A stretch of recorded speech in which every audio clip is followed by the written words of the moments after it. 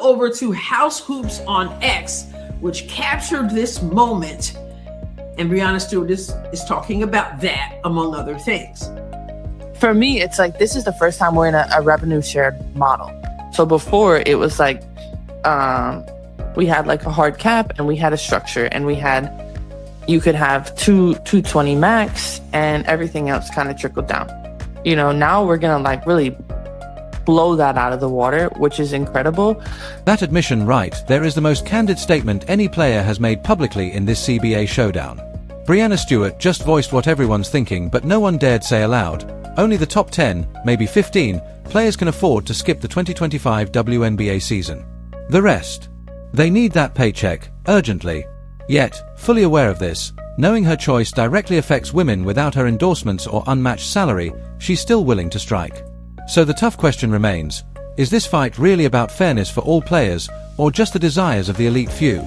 We've also talked about the conflict of interest, which really does figure into all of this. You have a Breanna Stewart and a Napheesa Collier who own a different league, yet they're the ones negotiating there, particularly Napheesa Collier. She's the one who's been out there. She's been talking a whole lot.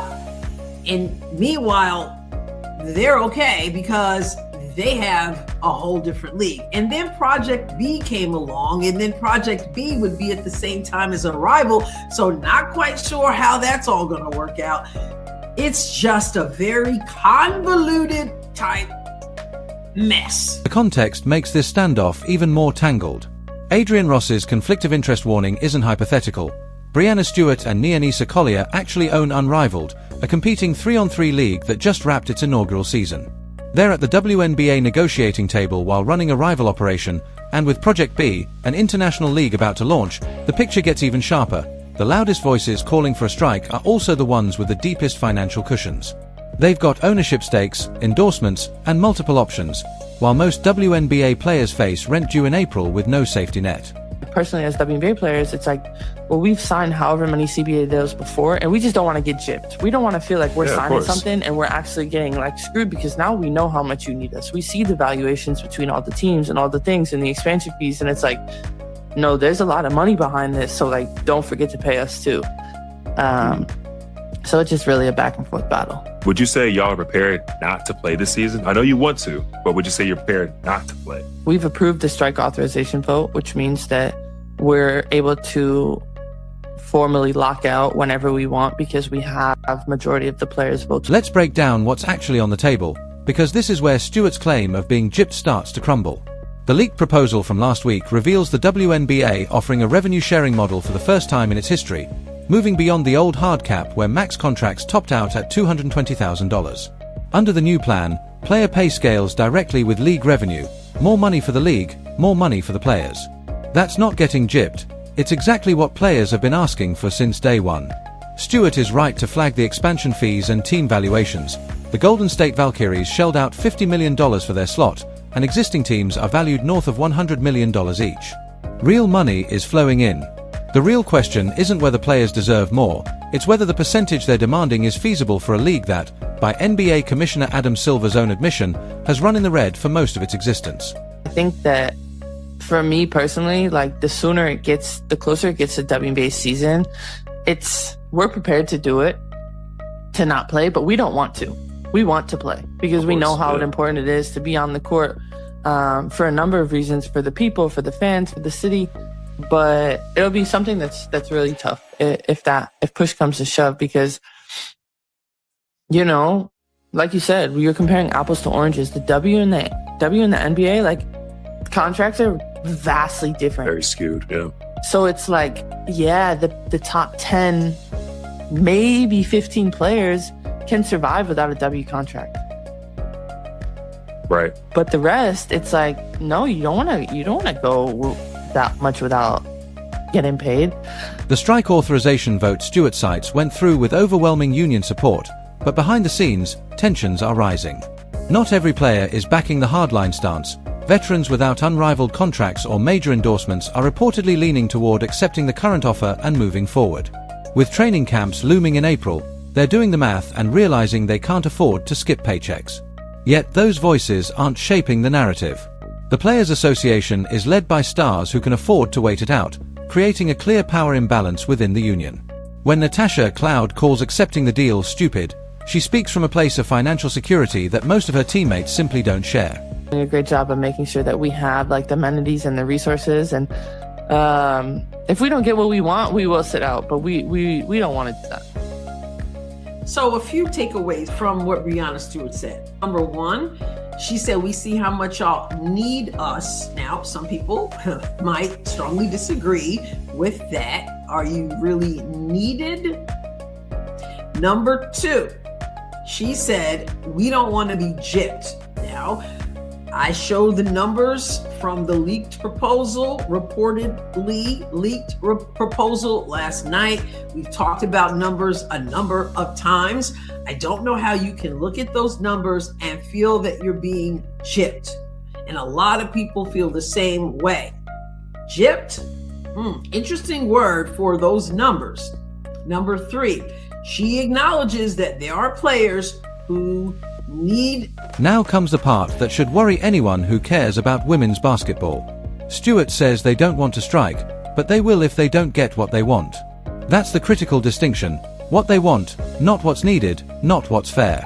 And the timing couldn't be worse. The WNBA just wrapped its most successful season ever. Caitlin Clark's rookie year drove TV ratings up 48% from 2023. Nationally televised games averaged 1.22 million viewers, with some matchups surpassing 3 million. Attendance soared, merchandise sales skyrocketed, and corporate sponsors who had ignored women's basketball for decades were suddenly clamoring for deals. This was the breakthrough the league had been chasing for 28 years. Now, with the 2025 season at risk, all that momentum, all that mainstream attention, all the casual fans who just started tuning in, could vanish overnight, because in pro sports, once momentum is lost, it's nearly impossible to get back. The money, and only maybe the top 10 or 15 are not in that category. She understands that. Number four, yes, they understand that, but they are still prepared to strike nonetheless. And they will. 5, if they don't get what they want, she said. So no, Breanna Stewart is not tone deaf. She is not lacking in understanding that this decision is a huge one that affects some people, most people, more than others. Others who own different leagues or who are playing in different leagues, who have money from endorsements, and what are the top players, they are not going to probably lose much sleep now over this decision if they choose not to play. Now, I say now because it would be a colossal mistake if they ruin this moment. And I think it will come back. Let's be clear about what Stewart is comparing when she highlights the gap between WNBA and NBA contracts. She's right, the difference is staggering. An NBA rookie on a minimum deal earns over $1 million, while the WNBA maximum in 2024 was $241,000. That gap is real, and wanting to close it is fair.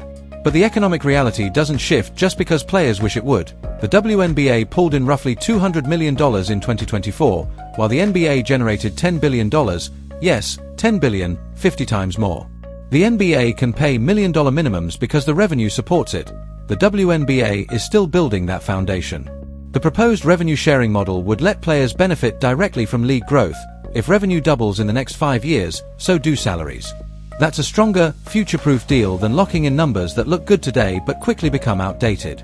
The catch: players have to trust the league's growth will continue, and Stewart's comments make clear that trust isn't there. At some point, if they strike, say, what in the world are we doing? And then, of course, you've got the players who would be seriously impacted by it. And I'm sure, I feel sure that they're saying, look, it is February. We got to start making moves and doing things. This is more money than I've ever seen. Let's rock and roll. So she's not tone deaf. She understands it. But at the end of the day, although she sounds conflicted, I'll give her that. At the end of the day, she's still saying, if we don't get what we want, despite those for whom that would be devastating, we're still going to strike. We got to get what we want. So if you've been wondering if she's considered other people, well, the answer is yes. Now, if you've been wondering, does she care in the sense of letting that affect their decision? Well, according to her own words, no, not that much. They still want what they want. So they're not ignorant. They're just not willing to budge, based on what she said. Here's where things stand. It's February 2025, training camps are 8 weeks away, and the WNBA has put forward a historic revenue sharing deal that ties player pay directly to league growth for the first time. The proposal includes major minimum salary boosts, better benefits, improved travel, and a structure that rewards players as the league succeeds.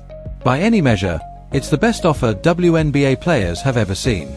Yet the Players Association is ready to reject it and strike, not because it's unfair, not because it lacks progress, but because the top-tier players with the loudest voices and the deepest financial cushions want more.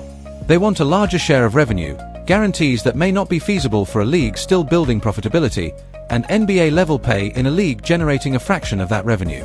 Stewart isn't oblivious. She knows most players can't afford to miss a season, and she admitted it openly, but knowing the reality and letting it guide action are different. And right now, her understanding isn't shaping the decision. The strike authorization vote has passed. The hardline stance keeps rolling, but the players who would suffer most from a work stoppage, those without unrivaled contracts or major endorsements, aren't the ones calling the shots. Adrian Ross is right. Stewart and the other negotiators will regret pushing too far. This is the WNBA's moment. Casual fans are watching, corporate America is paying attention, and networks are competing for broadcast rights. Squandering that for a slightly higher revenue share would be one of the biggest strategic missteps in pro sports history. The players have real leverage now, born from genuine public interest and growing commercial value, but leverage is fleeting. Ask any athlete who's endured a prolonged stoppage, like the NHL in 2004 to 2005, and you'll see how long it takes to rebuild lost momentum if it ever fully recovers. The WNBA doesn't have that safety net. Its 1.2 million average viewers aren't diehards. They tuned in for Caitlin Clark, competitive games, and fresh excitement. Make them wait a year, and many won't return. The cruelest irony, the players hurt most by lost momentum are the ones who can't afford to skip paychecks. The stars. They'll be fine. Stewart has unrivaled, Puma, and enough endorsements to ride out any storm. But the role players, bench players, and the majority of WNBA rosters need this season to happen. They need the league to keep growing. The players need this momentum to continue so future CBA negotiations start from a stronger position, yet they're being asked to sacrifice immediate financial security for the top tier to chase maximum gains now. That's not solidarity, that's not what a union is meant to do. A union exists to protect all members, especially the most vulnerable, but this negotiation is led by those least at risk, the players who can wait, the ones who won't miss a mortgage payment if the season is cancelled. Stewart points to the association providing amenities and resources if a strike happens, but moral support doesn't pay rent, cover childcare, or replace a $50,000 salary for someone counting on it to support their family. So what happens next? Stewart's own words show the players are dug in, the strike authorized, ready to sit out if they don't get what they want. The league has made what it sees as a fair offer, delivering historic progress in player compensation. Neither side seems willing to budge, and April is fast approaching. The smarter move would be for the association to accept the current deal, secure the revenue sharing model, and use the next CBA to push for a bigger share, building on progress rather than risking everything for marginal gains today. But that would mean the players leading this negotiation put the collective good above their personal desire to maximize leverage right now, and everything we've seen suggests that's not the calculation they're making. Breanna Stewart knows the stakes. She said it herself, most players can't afford to strike, this moment is crucial for the league's future, and momentum could vanish. Yet she's still willing to let it happen if the players don't get exactly what they want. That's not leadership, it's privilege cloaked as principle. If this ends with a cancelled season, lost momentum, and casual fans moving on, history won't remember the percentage points fought over. History will remember that the WNBA had its breakthrough moment, and the players walked away. So the question is yours. Are the players right to hold firm and risk the season, or should they take the historic deal on the table and build from there? Either way, this choice will shape the WNBA's future for the next decade.